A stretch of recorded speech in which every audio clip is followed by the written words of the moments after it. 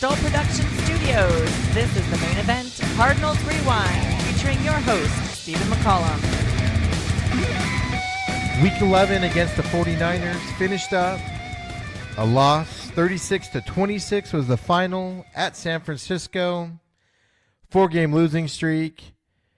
And the crowd base is going wild, asking for Vance Joseph, the defensive coordinator, to be fired because another Cardinals we've talked about in the past, defense at the end of the game has let the other team come down and score. We'll talk about that in a bit, but it is a 4-game losing streak for your Arizona Cardinals. They fall to 3-7-1 on the year. And this week was an interesting week for sure. Because again, it was the 49ers basically 2 weeks after they played them last. And they're playing them pretty tough. They're in conference division there. So as I said, a loss 36-26. That score is not indicative of what happened. Quite frankly, they lost 30-26 because of a late touchdown at the end of the game. We're going to go through the breakdown at the end of the game because we talked about it last week with how their offense is let down when they have opportunities to go down and score. And we have another situation this week where end of the game was just abysmal. Abysmal for the offense to go down and score. And it, quite frankly, if they can put that together, they'll be winning more of these games. Kyler Murray on this game, 24 of 33, 150 yards, 2 touchdowns, 0 interceptions. The nice thing to see is he went back to 0 interceptions. However, Cardinals did fumble the ball twice, one by Larry Fitzgerald, and then one later on in the game in the fourth quarter where hurt was Keyshawn Johnson had a fumble. We'll talk about that, like I said, when we break down the end of the game again, kind of like we did last week, and we go over kind of what led to this loss here this week on there. Some positives. The Cardinals play in their division very well. They hung in there with the Niners again. It was 16-10 Cardinals at the halftime. It was 19-17 Cardinals at the end of the third quarter. Heck, with roughly 30 seconds left, or I'm sorry, 2 minutes left, Cardinals had a lead going into that. So they held into this game really well. Arizona won the time of possession. I know we've been focusing on that the last couple of weeks. They actually won the time of possession this time. The defense wasn't on the field for most of the game. They didn't get worn down. Cardinals' time of possession was 31 minutes and 23 seconds. The 49ers had the ball on offense for 28 minutes and 37 seconds. So Cardinals were able to move the ball. However, the bad part on that number is that Cardinals stopped the run game for the Niners. They had roughly 34 rushing yards total, the San Francisco did. But they had an awful lot of passing yards, like ridiculous amount of passing yards. So, yeah, San Francisco had 34 rushing yards, but San Francisco had 408 passing yards. So they shut down everything on the San Francisco defense. And just like 2 weeks ago, they said Jimmy Garoppolo, quarterback for the Niners, they said, you beat us. And he did for the second time in 2 weeks.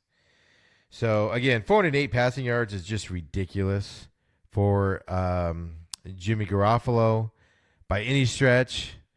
I mean, his arm's got to be falling off at that point. One thing to come out of this game, again, we've been focusing on penalties because the Cardinals are one of the most penalized teams. Another 10 penalties. San Francisco had 10 penalties as well, but Cardinals had another 10 penalties. So as I said, you're not going to clean that up in the middle of a season. That needs to be something focused on in the offseason moving forward for next year, kind of a deal, but that definitely needs to be nicked down. Like I said, a huge positive is the time of possession. Cardinals actually got the time of possession. 0 interceptions for Kyler Murray again, which is important for a rookie quarterback. So the big thing that came out of this game for the Cardinals is we have a full-blown running back controversy coming through. So you have Kenyon Drake. You have Chase Edmonds, who's been out injured with his hamstring. He's coming back here shortly, probably after the bye week here. and David Johnson. All week they said David Johnson had his best week of practice. Best week of practice ever. Expect big things from David Johnson. So David Johnson goes out there, promptly does nothing on the field.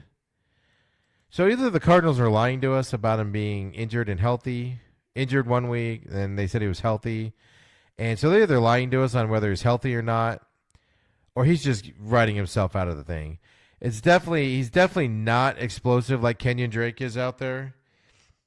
Kenyon Drake had 16 carries for 67 yards. Not a huge amount, but they definitely were feeding him the ball a lot. Kyler Murray had 8 carries for 67 yards and 1 touchdown. So there's no doubt David Johnson is healthy according to the Cardinals. He had his best week of practice, and then they just don't give him the ball at all anywhere, and they fed the ball to Kenyon Drake. Now, after the game, the Cardinals are saying the right things. After the game, it was, well, Drake had such a great game against the 49ers 2 weeks ago, so we wanted to keep that going. Okay, that's a nice thing to say. You know, they say that David Johnson is healthy. He's just working his way back. Again, nice thing to say. They say David Johnson is still part of this offense. Nice thing to say. But the only conclusion you can come to is that they've given up on David Johnson. He's due $14 million to the cap. Can they cut him? Yes. You know, that's going to be a big hit, but can they do it? Yes, they have the space. But there's been some speculation this week with body language from David Johnson, how he doesn't like the offense, so you're starting to see body language issues. So it's interesting to see after this week what they do with him. But we definitely have if it was up to the Cardinals and David Johnson isn't playing well, they would love to jettison that $14 million and re-sign Kenyon Drake for a cheaper amount. But they need to figure this out. This is going to be an issue in the locker room. The fan base loves David Johnson, so they need to figure this out. But we definitely, before it was kind of he was injured, so we were kind of letting that go. But we have a full-blown running back controversy here in Arizona for the Arizona Cardinals, folks. And going to this bye week, there'll be nothing told or heard. I mean, even David Johnson on Twitter sent some eyeball emojis out, which, of course, got everybody excited about, what does he mean by that? David Johnson's wife is making comments about how he's not fitting into this offense and they're not finding stuff for him. He's in his 30s, been injured. It might be time where he's just not the explosive back he was before by any stretch. And this was a horrible contract for the Cardinals to get into. It was one of those, he had a great year, let's sign him. Probably did too much, panic mode, and now they're going to pay the repercussions if he's not the running back he was. And Cardinals are saying the right things, as I said, but you can just tell behind the scenes, teams move on from players before you are told they move on from them. And I think that's where we're at right now, where the team internally has said we need to move on from David Johnson. He's not our guy. He's not explosive. He's not doing what he needs to do for us. He doesn't fit in this offense. But on the surface, they're saying all the right things in public or whatever. It's behind the scenes. And time will tell on where we're at. But we have a month to go in the season. You know, but if they're not going to give him the ball at all, I mean, he's somebody that you need to give the ball to. And they don't even try to give him the ball in this game. So it's a mess. Cardinals need to figure it out one way or the other. Feed him the ball. If he doesn't do the job, give him 5 carries. And if he doesn't do the job, then pull him out and bench him. That'll send the message to everybody what's going on. But not giving him any opportunities sends a message also. But then it also leaves a lot of question marks in there. So on that. So, but Kenyon Drake is looking good out there for his 3rd game with the Cardinals. You know, and he's younger, 24 years old compared to, I think David Johnson's 31 now. Don't quote me on that. I don't have it in front of me. But here's an interesting stat for Kenyon Drake is he has 16 plus touches in each of his 3 games with the Cardinals this season. So he's played 3 games, 16 plus touches each game. He only had that 3 times in his previous 20 games with Miami. So the Cardinals are using him. Now, last week against the Buccaneers, he did not have a huge yardage game by any stretch. His yardage was low. I don't have it in front of me, but he didn't get huge yardage on that. But there's no doubt the Cardinals are going to feed him the rock, and let him see what he can do out there as the change of pace kind of guy. But with Chase Edmonds coming back, Chase Edmonds has explosiveness, assuming his hamstring heals fine. I see a situation where David Johnson basically gets out of this rotation, and he's just not going to get the ball very much out there. He's not even out there on passing plays and passing to him at this point. So be interesting to see what happens here coming up with Chase coming back. But again, enough talking about it. Running back controversy. We'll obviously see the bye week this week. We'll actually see against the Rams on the 1st is their next home game. So we'll actually see if anything changes on that, and we'll be able to talk more about it at that point. So it's just interesting how it goes. So my takeaways from this 49ers game is the Cardinals did shut down the 49ers in all facets of the game, except for they told Jimmy Garoppolo for the Niners to beat them again, and again he beat them. I'm just amazed by 424 yards on top of his other huge yardage in the previous game. So the nice thing is that the Cardinals were in this game, as I said. Well, here's the other stat. The 49ers, here's a couple of stats for you. The 49ers are 8-0 in games in which Jimmy Garoppolo has 275 plus passing yards. So basically, he gets to throw the ball around and they tend to win a little bit. Voting for the Cardinals offense, trying to figure out how to say this. Their offensive is explosive when it needs to be. They do have those lulls. I talked ad nauseum the last couple of weeks about how they do those 3 and outs, and we're about to talk about it. We're about to break down the end of the game, and they had one of those costly 3 and outs after a big defensive play. But the Cardinals have scored 25 plus points in 6 of the last 7 games. And before that, it was just once in their previous 15 games. So Cardinals are putting up points on offense these last 7 games. They're just not winning these games. The other team is scoring late a lot of times to do it, to take the lead. Cardinals get the ball back to go down, and they're just not able to go down and win these games against these better teams they've been playing. Now, they have some bad teams coming up on their schedule, so maybe that'll turn around again. But just their offense is there. Their offense is scoring. Their offense is scoring against really good defenses. The 49ers are a favorite now to be in the Super Bowl. They're one of the Super Bowl capable teams, and the Cardinals just went toe-to-toe with them on offense, except for what we're about to break down here. So it's like, woohoo. So one thing that I did like to see, though, of course, is Larry Fitzgerald. He did have a fumble in the game, but he did get a touchdown pass. It was his first touchdown reception in his last 8 games. Cardinals need to get him back into the system. I know Kyler Murray loves throwing to Christian Kirk a lot. That's his boy, his target out there.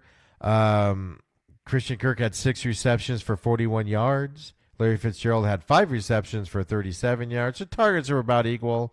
They've been a little bit off lately. Farrell Cooper, 3 for 35.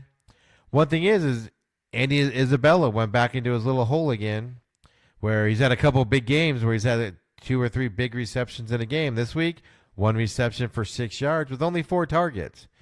I guess that's what you get for a rookie receiver, where he'll have a good game and then he won't have a good game, type of a thing. But one thing about the defense, though, is they're starting to get turnovers. Jordan Hicks had an interception for 48 yards. Jalen Thompson had 1 interception for 18 yards. So the Cardinals are getting interceptions. They had a few against the Buccaneers the week before. Budda Baker is unreal on defense right now. Every game, he's leading them in tackles. He's everywhere on the field. Good to see. Jordan Hicks is one of the best linebackers that we've had there. Byron Murphy, as a rookie, kind of hitting a wall here. No bye week. This bye week is probably going to be huge for him since he's been thrust into there. Chandler Jones had another huge game. Just every game, he silently has a big game. He had 3 tackles, 1 assist, 1 sack, 2 tackles for loss. So Chandler Jones is still out there doing his thing silently. So that's always good to see. We never talk about it because he's been pretty much automatic. He's had some bad games. He had a couple bad misses this year, but Zane Gonzalez, the kicker, field goal kicker, 2 for 2 this week again. Longest was 43. He was, the bad part is he was 2 for 3 on extra points. Need to make those, but it is what it is, right? So here's what, we don't get negative too much on this deal. But last week I broke down the end of the game and talked about 30 some odd, 40 seconds where the Cardinals wasted. I focused on the pass interference calls, which are a whole nother deal I'm still all upset about. If you listen to the regular main event podcast, in the middle of my Thursday night football fight, anger, I guess you could say, I go into the pass interference about how refs are saying they're told not to overturn stuff, but yet they overturn some. Anyway, we're not going to get into it. I'm gonna get angry here. I'm gonna start yelling. Neighbors are gonna start wondering what's going on from the Gestalt production studios. The guy doing the radio show next door, the Bible Hour, is gonna wonder why so many bad words are coming out of my mouth. He's gonna think the devil himself's in here if I talk about it. So, again, Cardinals are up 26-23 with 6 minutes and 35 seconds to go in the fourth quarter. So they just scored a touchdown to go up 26-23. 49ers get the ball back, of course, on their drive with 4:41 to go in the fourth quarter. The Cardinals intercept Jimmy Garoppolo. So 2 minutes go down. Cardinals get a huge interception because the Niners are driving. Cardinals get the ball back. This offensive drive was just atrocious. 3 plays, and they take 2 minutes and 20 seconds off the clock. But it's 3 and out again. 1 first down, and the Niners have to use their timeouts, and you can take more time off the clock. So then you give the ball back to the 49ers. So basically, on that 3 and out, first down was a run play up the middle. It was 4 yards. Second down, run play up the middle for 1 yard. Which results in, of course, what? 3rd and long. Which results in the Niners pin their ears back, come after him. It results in an 11-yard sack of Kyler Murray back there. So again, 3 and out for the Cardinals. When they have the opportunity to ice the game, play calling does what it does and get no yardage, go backwards even, have to give the ball back to the 49ers. So the Niners get the ball back with approximately 2 minutes and 12 seconds to go in the fourth quarter. And this is where the defense has been an issue on the season. They allowed the 49ers to go 65 yards in a minute 41 to score a touchdown. They go up 30-20. Well, 26-30 is the Niners are up. So they're up by 4. Basically, the Cardinals have 30 seconds left. So the defense can't stop the Niners when they need to. Cardinals offense can't ice the game when they need to. They give the ball back. Cardinals defense, this week the excuse isn't that they were tired like it has been in previous weeks. And I'm saying they were tired. That's my excuse I make for them. Because they've been on the field so much and time of possession has been out of whack. This week that doesn't exist. And they allow them to go 65 yards down the field in a minute 41 to score a touchdown and go up in the game. That's just an atrocious 2 series. Cardinals are down now. Again, offense can't ice the team. Defense can't stop them. Okay, fine. So Cardinals get the ball back on the kickoff. It's a touchback. So with approximately 31 seconds to go, Kyler Murray drops back, throws a pass to Keyshawn Johnson, who promptly fumbles it, and the Niners recover. So they have to get down the field, and they fumble it. Right now, you're like, oh, game's over, whatever. So obviously the Niners get the fumble back. They run 4 plays. They lose the ball on downs. They turn the ball over on downs. And they were just trying to kill the clock, waste the Cardinals' timeouts, all that good stuff. So the Cardinals get the ball back with approximately 11 seconds to go. They're down 30-26. They're at their own Arizona 22. They need to get the ball down the field. 6 seconds to go when the first snap happens on this drive. Obviously, you're going to do the hook and ladder. You're going to do the lateral thing. Goes nowhere. Matter of fact, Cardinals fumble it pretty much quickly. 49ers recover it for a touchdown. 36-26. 49ers win with no time on the clock. Late touchdown. The people you have to feel sorry for are the gamblers, because all these guys were on the positive side of that with the Cardinals covering the point spread. And then they went to 10 up. And they're no longer covering. So a lot of gamblers are not happy with that play. But I don't really feel sorry for them, even though I say I do. But that's gambling for you. But this is the second game in a row where just the end of the game offensive issues have just been atrocious. And quite frankly, they cost the Cardinals the game. I'm not saying you don't run the ball on first and second down, because you do. You got to keep the clock running. But running it up the middle, which isn't the Cardinals' strength, is my problem. Running outside thing. And just make sure the running back knows to go, Kenyon Drake knows to go down, not go outside, not go out of bounds. Get more positive yards, because leaving it to third down on an 11-yard sack is just not the way to go when you can knock down the clock. So again, a second week in a row where we can break down the last, I don't remember what it was last week, but it was somewhere around the same, last 6 or 8 minutes of the game, where you can actually pinpoint the chances the Cardinals have to win the game, the chances on both offense and defense, and both sides just fail miserably to put the game away. Now, the question is that you got is that because of inexperience? Probably. Is that because the coaching staff is inexperienced, meaning Cliff Kingsbury? Probably. So it's something they have to learn from.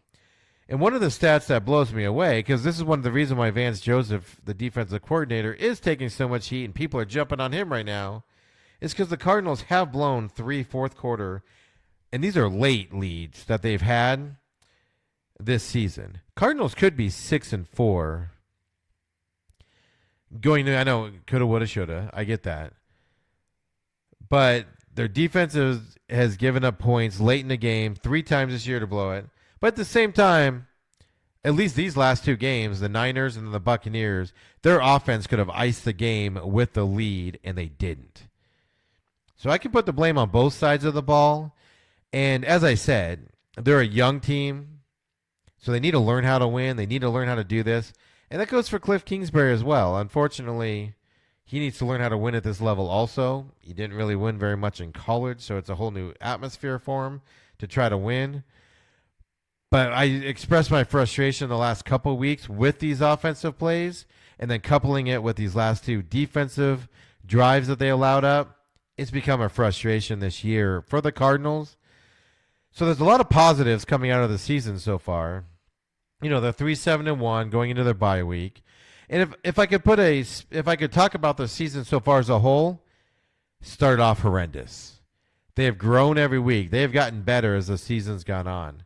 And they're slowly putting it together. And I'm not saying they got some bad teams coming up. You know, you have the Browns coming up on the road, which one week they're a dumpster fire, next week they're not. You have the Steelers, who one week they're a dumpster fire, one week they're not again.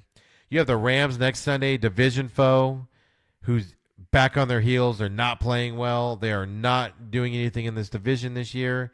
See how they do against that. So we have some good games coming up here that they can stack some more wins on. But again, you need to learn how to handle these late game situations, because although the whole game as a whole causes you to lose a game, when you can focus down on the last 6 or 8 minutes of a fourth quarter to where you could fit, I'm just going to call it out like it is. That offensive series of 3 and out after that interception is what cost the Cardinals this game. They should have been able to ice it, at least drain more time off the clock so the 49ers didn't have that minute 41 to drive down the field and score in 65 yards. Has to be done at the NFL level. Just has to be. There's no excuse for it not to happen. But that's kind of the question, as I said, is it a learning curve or is it just the way they are on there? And I would like to chalk it up as a learning curve because, as I said, this season has been a surprise by a long stretch. They could have a lot more wins. I know it's a more, oh, hey, rah, rah, we could have had more wins, and people don't like to hear that. But for such a young team in this position, I think it's a positive that they're in these games. all except for every game except for one, they've been in the games late, which is exciting to see and gives you hope and promise moving forward. So, as I said, this week is the bye week. I'm going to go ahead and call it that the Cardinals are going to win the bye week this weekend. We'll come back next week and we'll break down the Rams game on December 1st at home at State Farm Field. NFC West matchup against the Rams, who are down. We'll see how the Rams do this weekend. If they lose this weekend, might be interesting on their thought process, because they have the Ravens on Monday Night Football, so it'll be a short week for the Rams. Ravens are one of those teams that are interesting, and I'm predicting a blowout in that game, and that might just hurt the Rams' psyche a little bit for the Cardinals to come in and do that there. But obviously, after this weekend, watching the games and Monday Night Football, we'll have a follow-up. You can reach me at SMAC500 on Twitter, Facebook, or Twitter, Snapchat, and Instagram. Definitely look us up. Definitely come in and do it. We, of course, have the Main Event podcast where me and Adam Michaels get together, and occasionally Jason Carter will show up every once in a while again. And we discuss, obviously, more in depth into football, college football, all that good stuff. So definitely give us a listen on there. We also have some exciting other things coming up where all of this will be going live on YouTube and whatnot coming up in the next few weeks as our studio gets completed. So definitely look me up, SMAC500. And until next week, everybody enjoy the bye week. Get out. There's flowers growing. It's not all about football, everybody. Say hi to your wife. You know, your kids are grown since you last saw them watching football on weekends. Say hello to the kiddos. You know, take them out to a nice lunch. Get caught up on everything going on in everybody's lives. And then let's buckle down. And we got, gosh, I don't even know now. What is it? 6 more weeks of football. 5 more weeks of football after the bye week to buckle down. And then for 3 weeks of playoffs and Super Bowl. And then we have to get back to our normal lives again. So enjoy this bye week. See y'all next week.